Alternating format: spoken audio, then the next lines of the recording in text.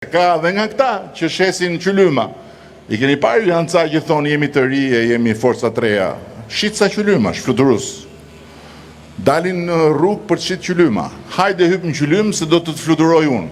I ka provuar Shqipëria qylymat, fluturus. Pyesni prindrit tuaj, si u shkoi fluturimi në 97 me Suden edhe me Rapush Xhaferi, 96. Juve as nuk i dini kush janë këto emras, këto emra janë emrat e Shqipërisë madhështore.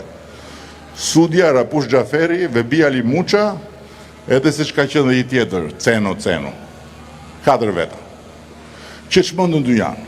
Që i thoshin shqiptarve, hajdeni ju, fusni 1, merrni 2. Në të hënën fut 1 milion lek, të premten merr 2 milion lek. U bët deti kos. Dhe bufi Gënetës thoshte futuni, se janë parat pastra kapitalizmi, erdhi da bëjmë Shqipërinë madhështore. E ka provuar? Kështu janë dhe këta të qylymave, që kanë të re vetëm fytyrën edhe moshën, asgjë tjetër.